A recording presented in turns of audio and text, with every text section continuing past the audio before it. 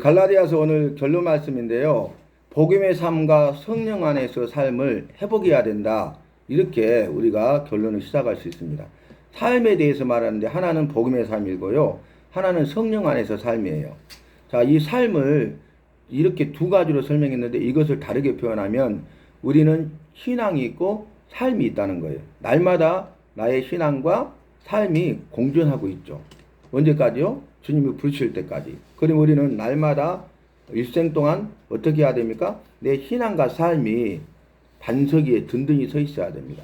그 반석은 믿음의 반석이고 그 반석은 말씀의 반석입니다. 왜 믿음의 반석일까요? 우리가 그 은혜를 믿음으로 구원받아서 새로운 피조물이 되고 새 사람이 되었기 때문에 그래요. 왜 말씀의 반석입니까? 여호와는 말씀이시고 말씀으로 천지 만물을 창조하시고 말씀으로 모든 것을 주관하시고 역사하고 계시기 때문에 그렇습니다. 여호와는 말씀하시고 하신 말씀을 반드시 이루시는 분이시기 때문에 그렇습니다. 그래서 우리가 신앙과 삶으로 설명할 수 있는데 복음의 삶이 신앙이에요. 내 신앙, 믿음을 지키기 위해서는 우리가 삶 속에서 어떻게 살아야 돼요? 복음으로 살아야 돼요. 우리 주 예수 그리스도로 살아야 돼요. 그리고 내 삶이 회복되고 내 삶 속에서 승리하는 삶을 살기 위해서는 성령 안에서 살아야 돼요. 성령의 지배를 받고 성령님이 나를 주관하시고 성령님이 역사하시고 성령님이 강력하게 역사하시고 성령님이 나를 인도하셔야 돼요. 성령님의 인도하심을 받는 삶을 살아야 됩니다. 그래서 오늘 갈라디아서 말씀을 통해서 보면은 첫 번째가 뭐예요? 복음으로 살아라. 두 번째가 뭐예요? 성령 충만함으로 살아라. 이렇게 되겠습니다. 복음은 우리 주 예수 그리스도, 성령은 여호와의 영, 거룩한 영, 선한 영, 성령 이렇게 말씀을 드렸습니다. 왜냐하면은 예수님께서 승천하실 때에 보혜사 성령을 우리에게 보내주실 것을 말씀으로 약속하셨고 보혜사 성령이 하신 약속의 말씀대로 이루어져서 임하셨어요. 요엘서를 통해서 요엘 선지자를 통해서 내가 여호와의 날에 대해서 말씀하시는데 마지막 날에 내 영을 만민에게 부어주리니 라고 예언했는데 700년 후에 사도행전 2장 말씀 성령 강림을 통해서 그 약속의 말씀을 읽습니다. 그 오순절 성령 강림 사건이 있기 이전에 예수께서 말씀하셨죠. 너희는 예루살렘을 떠나지 말고 아버지가 약속하신 것을 받을 때까지 머물러 있으라. 그 여호와의 약속하신 것, 여호와의 선물이 뭡니까? 성령이에요. 700년 전에 요엘 선지자를 통해서 말씀하신 약속, 언약을 때가 되니까 이루시는 거죠. 앞으로 될 일을 말씀하시는 그 예언의 말씀이 때가 되니까 성취, 그대로 이루어진 것입니다. 그래서 복음으로 살아라, 성령 충만함으로 살아라. 우리가 복음을 위해 산다는 건 뭡니까? 우리 주 예수 그리스도 안에서 사는 거죠. 예수 그리스도를 중심으로 사는 거죠. 예수 그리스도가 주시는 자유를 누리는 삶을 사는 것이 복음으로 사는 거예요. 자, 우리가 예수 그리스도 안에 있잖아요. 예수 그리스도를 중심으로 살잖아요. 그리고 예수 그리스도가 주시는 자유를 누리잖아요. 그러면 그 사람은 어떻게 된 줄 아십니까? 복음이신 우리 주 예수 그리스도를 전해요. 전하게 됩니다. 이게 마땅하고 당연한 것이에요. 내가 우리 주 예수 그리스도를 마땅하고 당연하게 전하고 있다? 그러면 내가 그리스도 안에서 그리스도를 중심으로 그리스도가 주시는 자유를 누리고 있다는 거죠. 근데 내가 그렇지 않고 있다? 내 삶을 한번 돌아볼 필요가 있다는 것입니다. 너는 말씀을 전파하라. 때를 얻든지 못 얻든지 항상 힘쓰라. 이렇게 말씀하셨거든요. 자, 그래서 우리가 우리 주 예수 그리스도 안에서 예수 그리스도를 중심으로 예수 그리스도가 주시는 자유를 누리는 복음 안에서 삶을 살잖아요. 그럼 복음을 전하게 돼 있어요. 자, 복음을 전했잖아요. 그러면 성령께서 우리를 친히 주관하시고 인도하셔요. 복음을 전하면 반드시 성령의 역사가 이루어집니다. 왜냐하면 사도행전 1장 8절에 오직 성령이 임하시면 너희가 권능을 받고 예루살렘과 온 유대와 사마리아와 땅끝까지 이르러 내 증인이 되리라고 분명히 말씀하셨잖아요. 그래서 이걸 또 반대로 생각해 보면 어때요? 성령이 임하면 권능을 받아서 복음을 전한대요. 근데 내가 복음을 전하고 있잖아요. 말씀을 전파하고 때를 어떤지 뭐든지 항상 힘쓰고 있잖아요. 그건 뭘 전제하고 있는 거예요? 내가 성령의 권능을 받았다는 거죠. 성령께서 일하시고 성령님이 역사하신다는 거예요. 그래서 이걸 좀 더 쉽게 말하면요. 내가 복음을 전하는 삶을 살잖아요. 그 복음을 전하는 삶 가운데 성령께서 강력하게 역사하십니다. 이 두 가지가 이루어지잖아요. 내가 복음을 전하면서 성령께서 내 안에서 강력하게 역사하시잖아요. 그러면 내 안에 열정으로 가득 차요. 열정. 결기라고 하죠. 결기. 정말 우리가 옛 사랑을 회복하자. 첫사랑을 회복하자. 첫사랑으로 돌아가자. 그 이유는 뭐냐면요. 우리가 결기가 없어진 거죠. 열정이 사라진 거죠. 그래서 우리가 시간이 지날수록, 세월이 지날수록 결기가 없고요. 열정이 없어요. 그런데 우리는 주님이 부르실 때까지, 죽을 때까지 결기를 가지고 열정적인 그런 삶을 살아야 돼요. 그게 뭔지 아십니까? 아, 결기가 있다? 열정적이다? 그걸 다른 말로 표현하면 예수 그리스도의 심장으로 사는 거예요. 나는 어떻게 살고 있습니까? 예수 그리스도의 심장으로 살고 있어요? 내 심장으로 살고 있어요? 나를 위해 살고 있습니까? 우리 주 예수 그리스도를 위해 살고 있습니까? 있을만의 고백이 아니라 내 삶을 돌아보시면 돼요. 내가 하루 동안에 오늘만 보더라도 새벽부터 이 시간까지 나의 삶을 한번 돌아보시면 알 수 있죠. 내가 무엇을 위해 살았는가? 근데 내가 세상 일 이것저것 그것을 하더라도 내가 내 심장이 아니라 예수 그리스도의 심장으로 살았다면 됩니다. 그런데 내 심장으로 살았어. 그러면 말씀을 통해서 우리가 돌아볼 필요가 있고 말씀을 통해서 내 신앙과 삶을 회복시켜야 된다는 반증입니다. 반증. 확실한 증거가 되는 거예요. 그래서 한 문장으로 요약하면 뭐예요? 복음을 전하면 성령님이 강력하게 역사하시고 예수 그리스도의 심장으로 살게 된다. 이 고백을 하게 되는 것입니다. 우리가 오늘 갈라디아서는 복음과 성령 안에서 삶, 복음 그 다음에 성령 충만 이 두 가지를 이야기했는데 신앙과 삶으로 제가 설명했어요.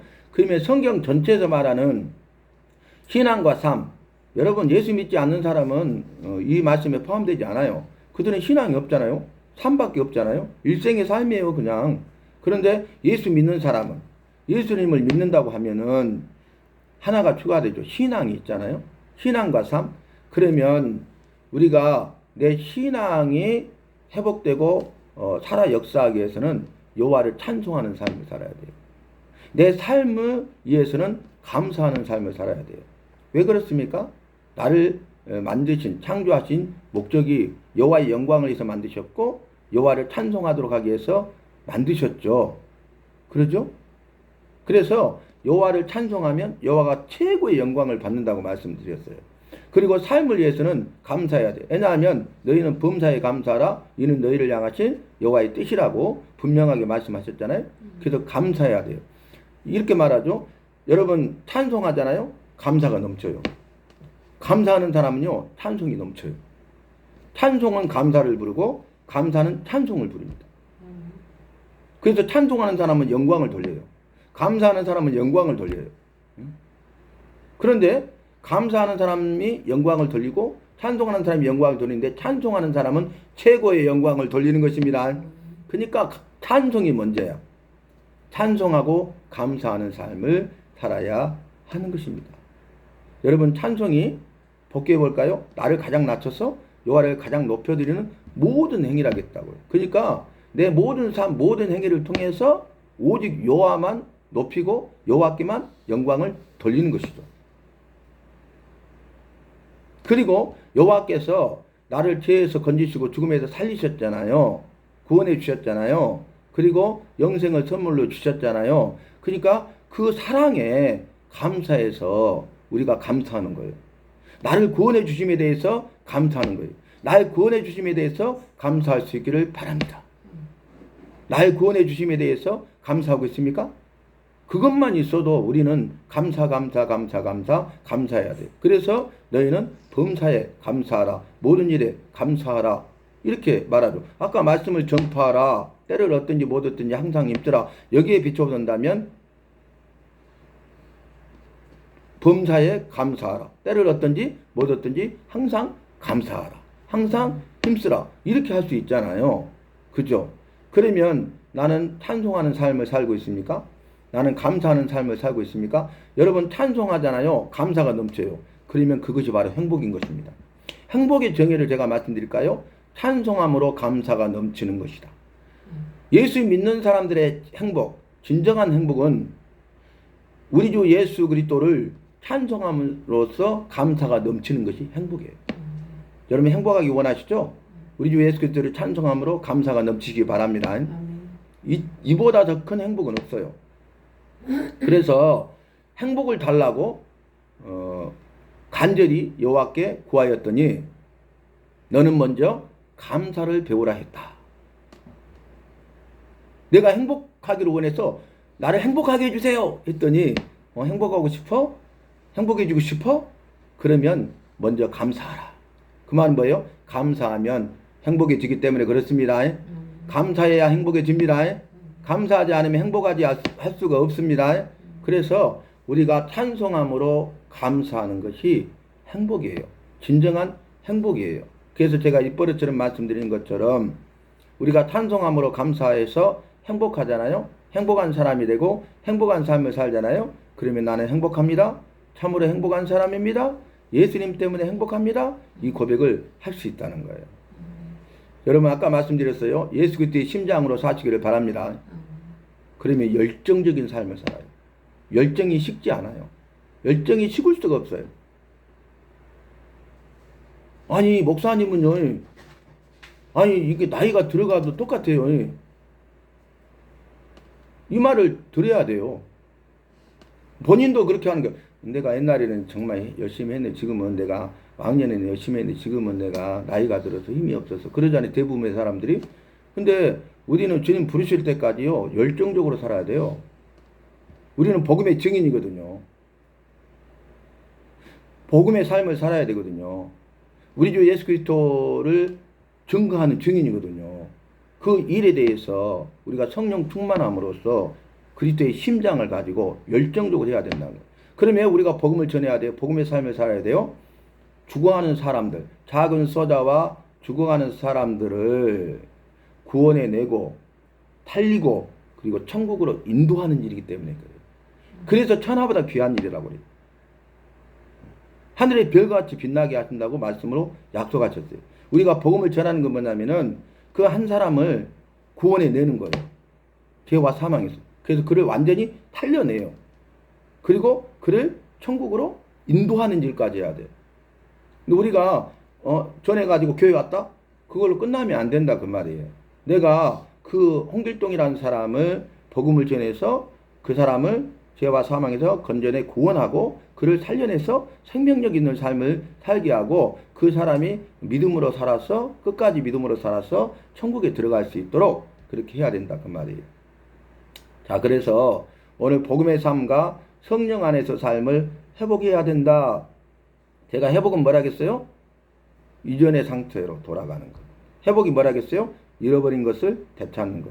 내가 이전에 어떤 삶을 살았습니까? 한번 생각해 봐야 되겠죠? 내가 잃어버린 것들이 무엇인가를 생각해서 그것을 도로 되찾아야 이전의 상태로 돌아가는 거예요. 초심으로 돌아가는 거예요. 첫사랑을 회복하는 거예요. 결기를 다시 갖게 되고 열정적인 삶을 살게 되는 것이에요. 자, 첫 번째, 다른 복음은 없다. 이렇게 결론을 내릴 수 있어요. 바울이 전한 복음은 사람에게서 난 것이 아니라 예수 그리스도의 계시라고 증거하고 있어요. 그러니까 바울이 전해준 복음은 사람에게서 난 것이 아니라 예수 그리스도께서 주셔서 예수 그리스도께로부터 난 것이에요. 그런데 예수 그리스도가 전한 복음, 바울이 전한 복음 외에 다른 복음은 없다는 거예요. 예수 그리스도의 복음만이 진정한 복음이고 바울이 전한 복음이 예수 그리스도의 복음이기 때문에 그것이 진정한 복음이라는 거죠. 참 아이러니하죠. 이 갈라디아 교회에 가서 복음을 전했잖아요. 그리고 정말 모든 걸 심혈을 기울여 쏟아부었어요. 그리고 교회가 세워졌잖아요. 그런데 거의 대부분의 사람들이 그럼에도 불구하고 바울의 사도권을 인정하지 않았잖아요. 그래서 사도권을 변호하고 변증하는 그 말씀이 우리가 살폈죠. 근데 더 기가 막힌 것은 뭐냐면은 바울이 이렇게 전도 여행을 가기 때문에 이제 떠나잖아요. 교회를 세워놓고. 근데 다른 복음을 받아들인다는 거예요. 그래서 너희가 복음을 속히 떠나 이같이 다른 복음을 듣는 것을 내가 이상히 여기노라. 그 말을부터 시작하잖아요. 여러분, 그래서 정말 갈라디아 교회가 있고 우리가 성경 앞으로 이제 계속 교회들을 살피게 되는데 그 다음에 에베소, 빌립보, 골로새서가 나오잖아요. 근데 빌립보 교회를 보잖아요. 빌립보는요 가서 복음을 전해요.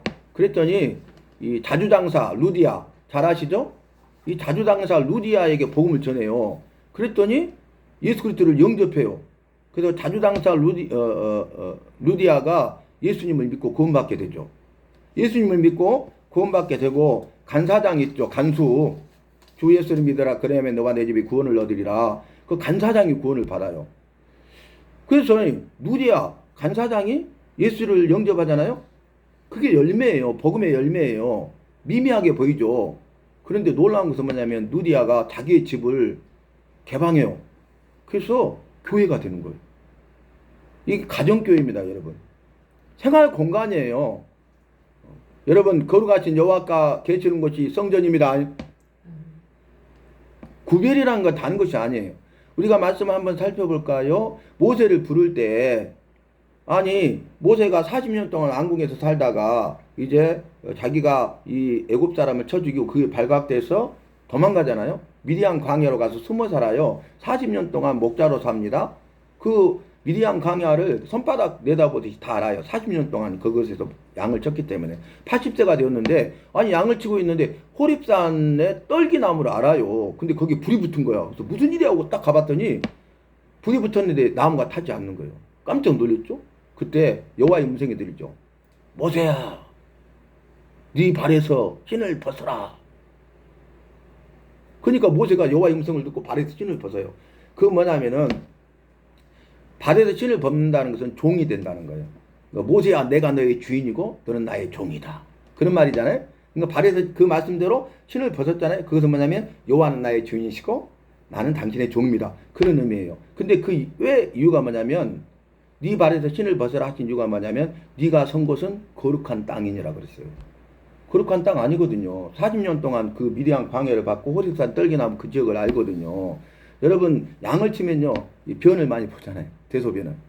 거룩한 땅 아니 더럽고 냄새난 땅들이에요 이게. 근데 아니 거룩한 땅이 아닌데 네가 선 건 거룩한 땅이 돼. 왜요? 여호와께서 임하셨기 때문입니다. 거룩하신 여호와가 임하셨기 때문입니다. 거룩하신 여호와가 함께 하시기 때문입니다. 그 말씀을 여러분 기억해야 돼요. 그래서 다시 돌아와서 복귀해 보면요. 빌립보 교회는요. 정말 연약해요. 그리고 가난한 교회입니다. 그리고 이제 교회가 세워지고요. 떠나요. 바울이 또 전도 여행하니까. 근데 놀라운 것은 뭐냐면은 이 빌립보 교회는 연약한 교회고 가난한 자들이거든요. 근데 예루살렘 교회가 어렵다는 소식을 듣고요. 자원해서 구제 헌금을 모아서 보내요. 본이 되는 교회입니다. 그리고 주변에 있는 작은 소자들을 구제하는 일에 열심을 낸 교회야. 정말 본이 되는 교회예요. 그 다음에 세 번째는요.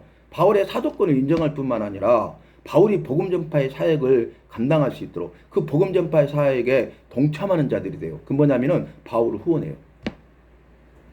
여러분 갈라디아 교회와 전혀 다르잖아요. 그들은요 믿음 안에 가갖고요 믿음이 흔들리지 않았어. 복음으로 살았어. 다른 복음을 좇지 않았어. 근데 갈라디아 교회는 너희가 복음을 이같이 속히 떠나 다른 복음을 좇는 것을 내가 이상히 여긴다 그랬잖아요. 아니 바울이 떠나자마자 복음을 떠나버린 거예요. 다른 복음을 따라가는 거예요. 여러분 갈라디아 교회입니까? 빌립보 교회입니까? 갈라디아 교회 성도입니까? 빌립보 교회 성도입니까? 나는 어떤 사람을 살고 있습니까? 한번 살펴봐야 돼요. 왜 그랬을까요? 갈라디아 교회는요 믿음의 반석에 말씀의 반석에 서 있지 못했기 때문에 그래요. 빌립보 교회는 믿음의 반석에 말씀의 반석에 서 있었기 때문에 믿음을 지킨 것입니다. 복음을 변증한 것입니다. 복음의 삶을 산 것입니다. 그래서 복음이신 우리 주 예수 그리스도를 전파하는 교회와 성도가 되었고요. 그러다 보니까 성령께서 강력하게 역사하시고 성령님이 찐 주관하시고 인도하셨어. 그래서 그들이 예수 그리스도의 심장으로 살게 되었어요. 그래서 그 말씀에요. 나중에 살필 테지만 예수 그리스도의 심장. 바울이 뭐라고 한지 아십니까? 내가 빌립보 교회와 성도를 사랑하는데 예수 그리스도의 심장으로 너희를 심히 사랑한다고 그랬어요. 우와 최고의 칭찬. 그런데 이것을 여호와께서 증인이라는 거예요. 거짓말이 아니라는 거예요. 바울 사도를 감동했어요. 이 빌립보 교회가. 우리 여호와를 감동시켰어요. 요한계시록 말씀 보면 마지막 때 7교회 나오잖아요. 근데 거기 에서버드 사빌라 해가지고 7교회 오잖아요. 근데 작은 능력을 가지고도 큰 일을 행하였도다. 이런 교회가 있잖아요. 라오디가 교회는 풍부했죠. 우리가 부유하여 부족한 것이 없다고 막 자랑했잖아요. 근데 너희가 눈이 멀고 그 다음에 너희가 가난한 것을 알지 못하느냐. 주님 보시기에는 전혀 달랐다는 거예요. 우리가 이 세상에서 부유함을 누리고 살고 있습니까? 예수 그리스도 안에 부유함을 누리시기 바랍니다. 믿음 안에 부유함을 누릴 수 있기를 바랍니다. 예수 그리스도 안에 풍성한 삶을 누리시기 바랍니다. 믿음 안에 풍성함을 누릴 수 있기를 바랍니다. 내 안에 있는 부유함이 어떤 부유함이에요? 내가 누리고 있는 풍성함이 어떤 풍성함이에요? 내가 말씀 안에서 부유함입니까? 믿음 안에서 부유함입니까? 한번 살펴봐야 돼요. 지금이라도 우리가 우리의 삶을 멈추고 말씀에 비추어서 주님이 원하시고 기뻐하시는 믿음의 삶을 사는 교회가 되고 성도가 되어야 될 줄로 믿습니다. 다른 복음은 없다. 바울이 전한 복음은 사람에게서 난 것이 아니라 예수 그리스도로 말미암은 것이다. 그리고 그 예수 그리스도의 복음을 바울이 전했다는 거예요. 그게 진정한 복음이에요. 그러니까 바울은 진정한 복음을 전했는데 어떤 내용이요? 우리 주 예수 그리스도를 전했다는 거예요. 우리 주 예수 그리스도 십자가만을 전했다는 거예요. 십자가에는 내가 자랑할 것이 없다고 그랬잖아요. 여러분 이걸 한번 생각해 보면 좋아요. 우리 여호와는 선하신 분이거든요. 의로우시니까. 우리 여호와는 아름다우신 분이에요. 선하셔요. 아름다우신 분이에요. 여호와의 성품 가운데 의롭다, 선하다 이게 첫 번째 성품이에요. 사랑은 두 번째라니까요.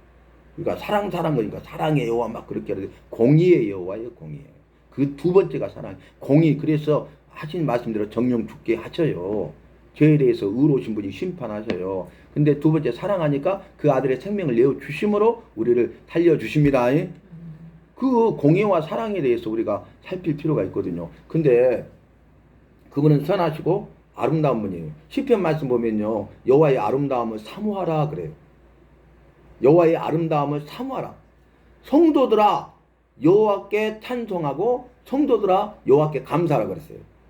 성도라면 찬송해야 돼. 그것이 우리의 신앙이에요. 성도라면 감사해야 돼. 그것이 우리의 삶입니다. 여러분 신앙을 위해서 찬송하고 삶을 위해서 감사하십시오. 성도들아 여호와가 말씀하죠.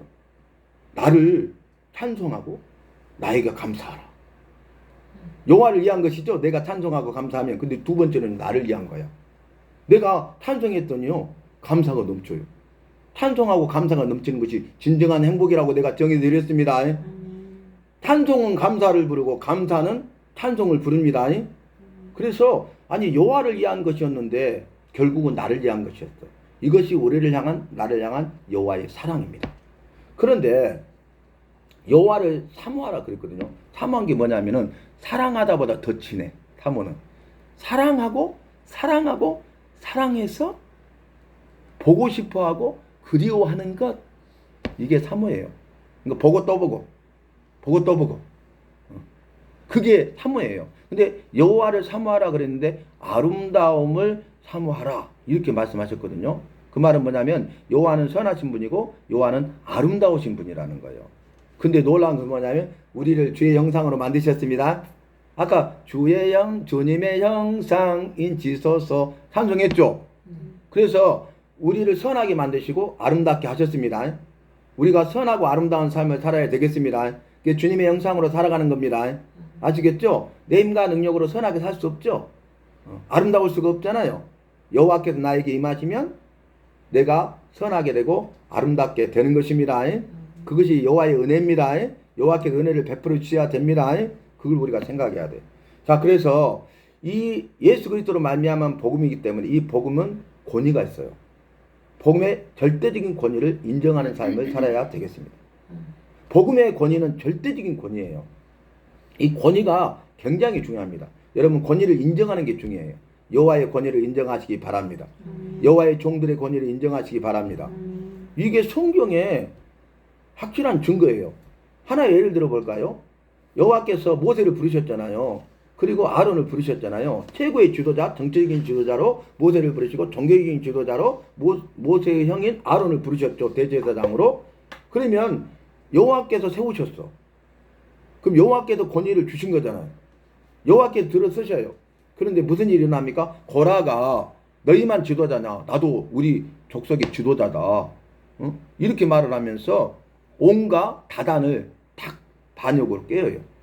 그래서 고라가 주동자가 돼가지고 온갖 다단이 함께 참여하고요. 그 밑에 있잖아요. 모세 밑에 있는 모든 방백들을 다 한동석이 되게 만들어요. 반역을 깨합니다. 자기가 이스라엘의 지도자가 되겠다는 게 고라가. 이게 무슨 죄인지 아십니까? 여호와의 권위에 반역을 깨하는 거예요. 여호와께서 세우신 종들에게 그 권위에 도전하는 거예요. 여호와께서 어떻게 하십니까? 이 귀족 사이 아시죠? 뭐 김시촌, 뭐 임시촌 막 우리 한국도 남아 있잖아요. 근데 그때 당시에는 족속별로 이렇게 머물러 살았거든요. 근데 고라 자손들이 딱 살고 있는 그 지역에 지진이 일으켜버려요. 땅에 갈라져 갖고 딱 삼켜버려요. 여호와의 권위에 대해서 반역하고요. 여호와의 종들의 권위에 대해서 도전하면 안 돼요. 일벌백계 하는 거죠. 근데 살아남은 소수는 어때요? 죽는 것보다 살아있는 것이 더 힘들어. 왜냐하면 모든 비난을 받죠. 조롱을 받죠. 저것들. 이렇게. 그 눈. 그래서 시편 보면요.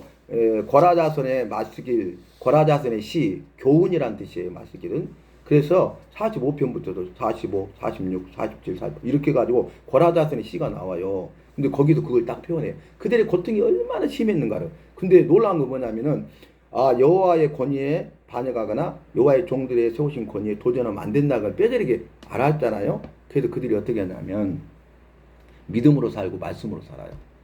그러면서 뭐라고 하냐면 우리가 종일토록 주를 자랑합니다. 아멘. 그 이후로 그들은 어떻게 살았냐면요. 믿음으로 말씀으로 살면서 여호와를 자랑만 하고 살았어. 근데 종일토록 자랑하고 살았어. 쉬운 일입니까 이게? 이렇게 달라지는 것입니다. 변화되는 것입니다. 회복되는 것입니다. 여러분 믿음 안에 서 있기를 바랍니다. 말씀으로 사시기를 바랍니다. 그랬더니 그들이 완전히 변화된 것이에요. 여호와를 자랑하는 자가 되고 종일토록 자랑하는 삶을 사는 것을 고라자손의 시를 통해서 볼 수가 있습니다. 그래서 뭐라고 합니까? 이런 고백을 하죠. 궁정의 첫날보다 성전 문지기로 있는 것이 좋사오니. 이 고백까지 나와요. 여러분 그럴 수 있기를 바랍니다. 두 번째는 사도권과 십자가의 복음이라고 이렇게 제가 결론을 내렸습니다. 사도직을 인정하지 않아요. 근데 바울이 뭐라고 하냐면 그 자신의 받은 사도직이 그리스도께 받은 것임을 밝혀요. 사람에게 받은 것이 아니에요. 그래서 이 사도직은 뭐냐면 성경을 보니까 영광스러운 직분이에요. 왜 영광스러운 직분이에요? 왕중 왕이고 만왕의 왕이고 영원한 왕이신 여호와께서 주신 직분이잖아요. 최고의 직분입니다. 영광스러운 직분입니다. 그 다음에 영의 직분이에요. 영들을 살리는 데 쓰임받는 직분이기 때문에 그렇습니다. 그래서 성경에 보면 영광스러운 직분, 영의 직분. 여러분 목사입니까? 장로입니까? 권사입니까? 집사입니까? 이 직분은 영광스러운 직분입니다. 영의 직분입니다. 영혼을 살리라고 주신 직분입니다. 최고의 직분입니다. 이걸 여러분 아셔야 돼요. 그래서 사도직이 바로 그렇다는 거예요. 자, 이것은 갈라디아 교회 성도들이 바울의 사도직을 인정하지 않았어. 바울의 권위를 의심하고 율법주의자의 가르침에 흔들려서 다른 복음을 따랐기 때문에 그래요. 그래서 바울이 이렇게 말하죠. 내가 사람을 기쁘게 하라, 여호와를 기쁘게 하라. 내가 사람을 기쁘게 하였다면 여호와의 종이 아니니라. 이렇게까지 단언해버려요. 여호와의 종은요, 사람을 기쁘게 하는 삶을 사는 게 아니라 여호와를 기쁘게 하는 삶을 살아야 됩니다. 여호와의 사람은 여호와를 기쁘게 하는 삶을 살아야 돼요. 예수 믿는 성도라면 여호와를 기쁘게 하는 삶을 살아야 됩니다. 그래서 여러분 사람 의식하지 마시라고. 여호와를 의식하고 사셔야 돼요. 그게 뭐예요? 그리스도를 중심으로 사는 것이고 그게 그리스도 안에 사는 것이고 그것이 그리스도께서 주시는 자유를 누리는 참된 자유인이다 그 말이에요. 세 번째, 오직 믿음으로 의롭다 하심을 받는다. 이건 너무나 많이 했죠. 사람이 의롭게 되는 것은 율법의 행위가 아니라 예수 그리스도를 믿음으로 말미암는다. 그 다음 말씀들을 살피면 설명이 될 겁니다. 네 번째, 약속의 말씀을 믿으라. 여러분 이게 중요해요. 아까 제가 말씀드렸잖아요. 율법 앞에 은혜가 있고 은혜 앞에 말씀이 있었다고. 말씀이 먼저예요. 그 다음에 긍휼, 은혜, 율법, 복음 이렇게 간다고 순서가. 예를 들어볼까요? 여러분 율법은 언제 줬어요? 모세 시대에 줬잖아 율법. 그죠? 그러면 아브라함을 믿음의 조상을 보이고 한참 후에 모세거든요. 근데 아브라함의 예를 통해서 보면요. 아브라함에게 말씀하셨어. 아브라함이 그 말씀을 믿음에 이것을 의로 여기셨다고 로마서에 증거하고 있습니다. 아브라함이 여호와의 말씀을 믿음에 이것을 여호와께서 의로 여기셨다고. 여러분 말씀으로 말미암아 말씀을 믿음으로 의롭다 하심을 받습니다. 율법으로 의롭다 하심을 받는 것이 아닙니다. 그래서 말씀이 중요해요. 그 다음에 아브라함은 여호와의 말씀을 믿음으로 의롭다 하심을 받았고 여호와의 말씀을 믿었기 때문에 이삭을 번제로 드릴 수가 있었어요. 그래서 그 말씀이 뭐라고 기록되어 있었다고요? 죽은 자도 살리시는 여호와로 믿었습니다. 아멘. 부활의 믿음이 있었습니다. 부활의 신앙이 있었습니다. 그래서 부활은 신약에만 있는 것이 아니라 구약시대에 이미 있었어. 아시겠죠? 정말 이 죽은 자가 다시 살아나잖아요. 이게 부활. 여러분 에스겔 마른 뼈 한상 아시죠? 수도 없이 많이 말씀 들으셨죠? 그게 부활이에요. 마른 뼈들이 다 살아나서 사람이 되고 생기를 보니 다시 재창조처럼 돼가지고 그것이 마지막 날의 부활을 보여주고 있는 거예요. 구약에는 부활이 없다라고 하는 사람들이 너무 많아요. 그것이 부활이에요, 여러분. 나중에 우리 호련이 변하던데 그렇게 부활됩니다. 마른 뼈같이 그냥 진토, 흙이 됐는데 흙으로 빚으시고 생기를 불어넣어서 만드신 것처럼 다시 생기를 불어넣으니까 여호와의 군대가 되었습니다. 그래서 우리가 성경 말씀을 말씀 그대로 알고 믿는 것이 중요하다는 거예요. 성경 말씀 우리가 제대로 정독하지 않으니까 그런 이야기를 하는 거예요. 우리의 어떤 지식이 중요한 것이 아니라 말씀이 먼저예요. 그래서 한번 봐볼까요? 아브라함의 경우를 보면은 율법 이전에 약속의 말씀을 주셨고 그 약속의 말씀을 믿음으로 의롭다 하심을 받은 것이에요. 아들과 신분의 자유, 아들의 신분과 자유, 그리스도 안에서 우리는 종이 아니라 여호와의 아들이다. 종이 아니라 아들이거든요. 그리스도 안에서입니다. 그리스도 안에 있어야 종이 아니라 아들이 되는 거예요. 신분이 바뀌는 거예요. 그래서 종이 아니라 아들이 되는 것을 상속자라고 표현해요. 상속자. 그래서 우리를 양자 삼으셨어. 여호와의 자녀 삼으셨어. 이게 은혜죠. 나를 양자로 삼아 주신 거예요. 여호와의 자녀로 삼아 주신 거예요. 그랬더니 내가 이제 종이 아니라 아들이 된 거죠. 자녀가 된 거죠. 자녀가 되었더니 뭐가 주어져요? 상속자가 된 거예요. 상속자. 이 상속자는 뭐예요? 여호와께서 믿는 우리에게 나에게 주시는 기쁨이에요. 기쁨. 여호와께서 나에게 주시는 선물이에요. 여호와께서 나에게 주시는 기업입니다. 여호와께서 나에게 주시는 마지막 날에 받을 상급입니다. 그래서 그리스도 안에서 종이 아니라 아들이라는 거예요. 그리스도께서 우리를 자유롭게 하려고 자유를 주셨으니 굳건하게 서라. 어디에 서야 된다고요? 믿음의 반석 위에 말씀의 반석 위에 굳건하게 서라. 여섯 번째, 성령과 육체와 싸움에서 승리하라. 여러분 전쟁이 일어났어요? 그럼 반드시 뭐가 이루어져요? 전투가 있어요. 싸움. 영적 전쟁. 영적 전투. 이 싸움에서 반드시 승리해야 되겠습니다. 그러면 성령과 육체와 싸움인데 로마서에는 뭐라고 합니까? 죄와 사망의 법에서 성령의 생명의 법이 서로 싸우는 것을 본다고 그랬죠. 내 안에 두 가지가 있어. 죄와 사망의 법이 있는가 하면 성령의 생명의 법이 있어. 이 두 가지가 서로 싸워. 근데 생명의 성령의 법이 이기면 정죄함이 없습니다. 제사함 받았기 때문이고 구원 받았기 때문이고 영생을 선물로 받았기 때문이에요.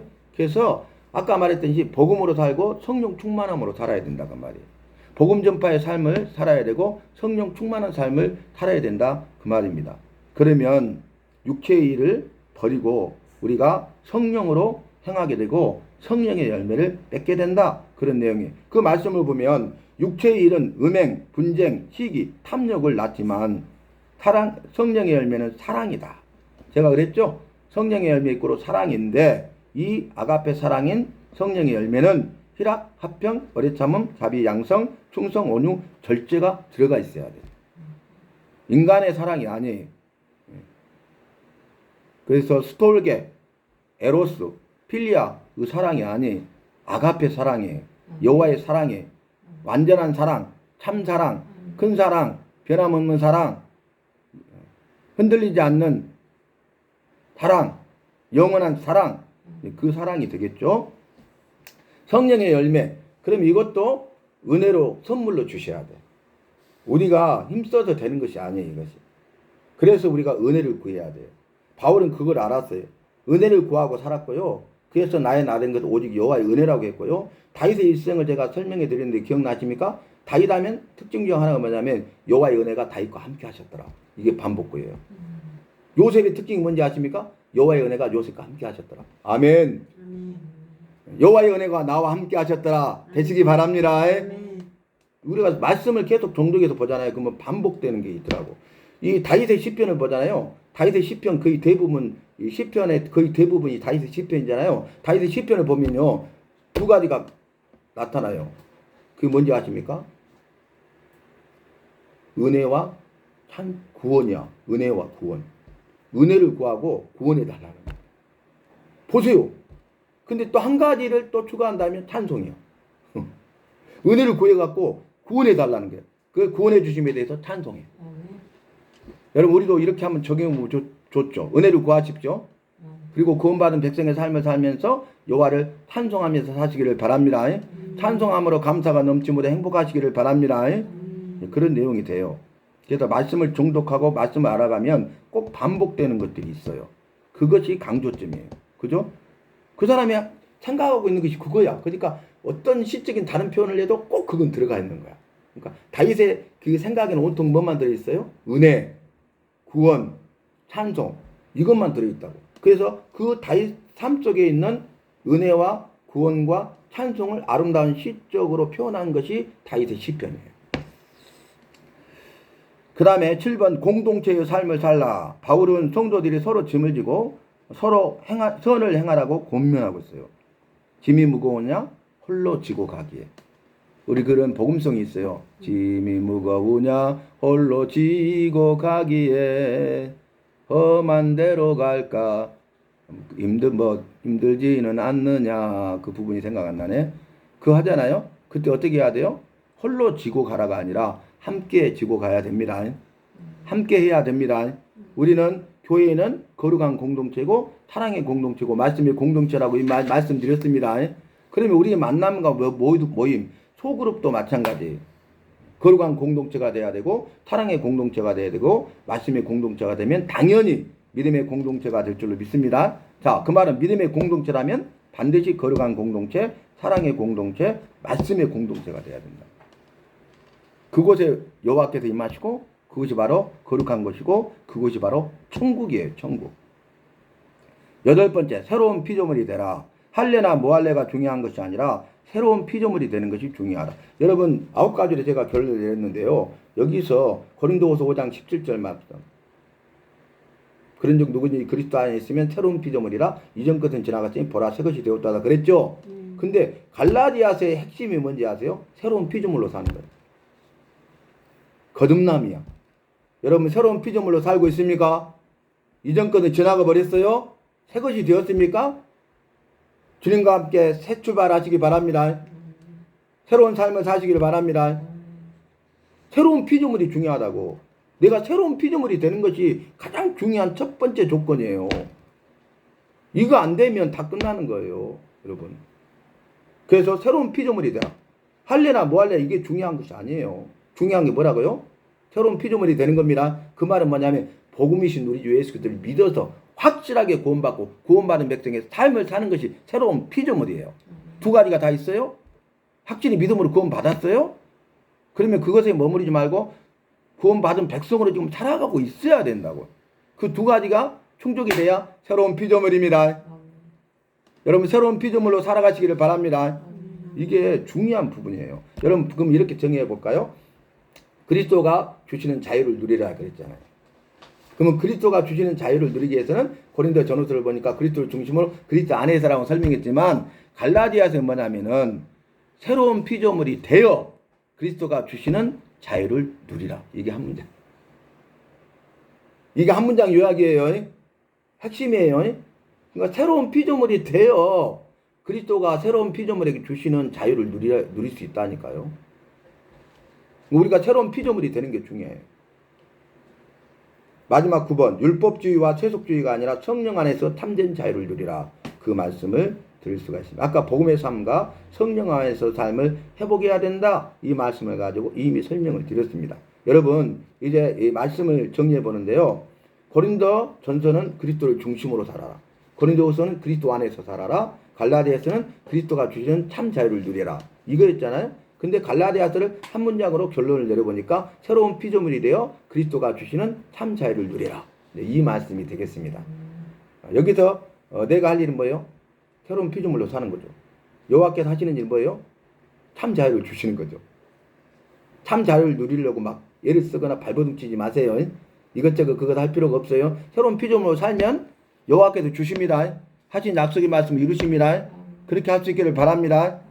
구원받고 구원받은 백성의 삶을 살아가는 것이 새로운 피조물이 되는 것입니다. 저와 여러분이 말씀을 통해서 새로운 피조물로서 그리스도께서 주시는 자유를 누리되 참된 자유를 누리는 저와 여러분 모두가 되시기를 주님의 이름으로 부탁하고 주님의 이름으로 마음껏 축복합니다.